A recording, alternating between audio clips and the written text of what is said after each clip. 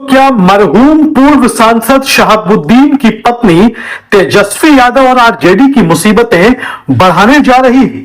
जी हां, लोकसभा चुनाव के लिए उल्टी गिनती शुरू हो चुकी है और 40 लोकसभा सीटों वाले राज्य बिहार में भी लोकसभा चुनाव को लेकर उथल पुथल का दौर भी शुरू हो गया है।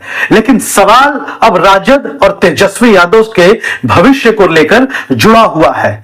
एक दौर था जब सिवान के साहिब के तौर पर चर्चित शहाबुद्दीन के जरिए राष्ट्रीय जनता दल चला करती थी। कई लोग बताते हैं कि राष्ट्रीय जनता दल की एक बार सरकार बनवाने में शहाबुद्दीन की जो भूमिका थी उससे कतई इनकार नहीं किया जा सकता।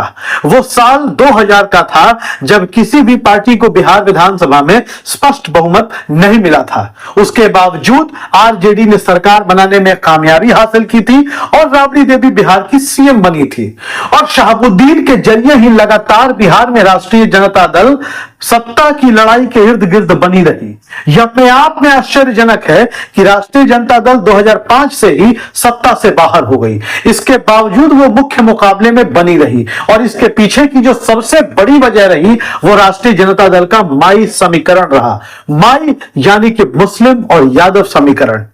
बताया जाता है कि बिहार में 14% यादव और 19% के तकरीबन मुसलमान हैं और ये राष्ट्रीय जनता दल का कोर वोटर रहे हैं या कह सकते हैं कि आज भी हैं।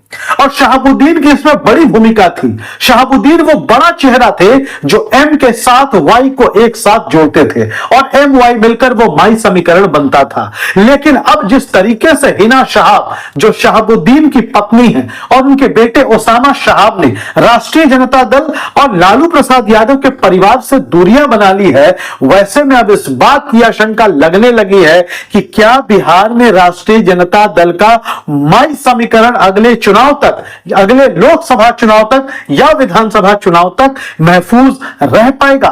तेजस्वी यादव सिवान पहुंचे हुए थे। तेजस्वी यादव उप मुख्यमंत्री की कुर्सी से हटने के बाद जन विश्वास यात्रा पर निकले हुए हैं। इसमें कोई दो राय नहीं है कि तेजस्वी यादव की लोकप्रियता में पिछले कुछ दिनों में काफी इजाफा हुआ है। तेजस्वी यादव के समर्थकों की संख्या लगातार बढ़ रही है। तेजस्वी यादव जहां जाते हैं भारी भीड़, जिसे हम जन सैलाब कह सकते हैं, वो उनका स्वागत करती है। और इसी क्रम में तेजस्वी यादव सिवान भी पहुंचे हुए थे। लेकिन सिवान में तेजस्वी के आसपास, तेजस्वी के मंच पर हिना शहाब का नजर नहीं आना, ओसामा शहाब का नजर नहीं आना राष्ट्रीय जनता दल के लिए भविष्य की मुसीबतों का संकेत दे रहा है। हालांकि पिछले कई समय से, कई महीनों से इस बात की चर्चा लगातार चल रही है कि राष्ट्रीय जनता दल में हिना शहाब नहीं है। हिना शहाब ने खुद इस बात का खुलासा किया था कि अब वो आरजेडी में नहीं है। लेकिन आरजेडी में नहीं है तो कहां है? चिराग पासवान भी मिलने गए थे हिना शहाब से। उम्मीद जताई जा रही थी कि चिराग पासवान अगर मिलने गए हैं तो संभव है कि हिना शहाब एनडीए के उम्मीदवार हो जाएं, भारतीय जनता पार्टी के गठबंधन से सिवान से चुनाव लड़ जाएं।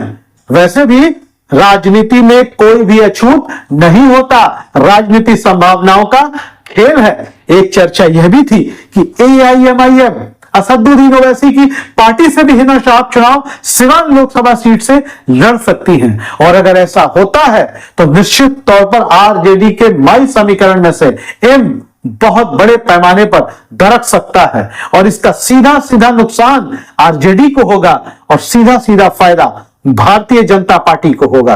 धन्यवाद।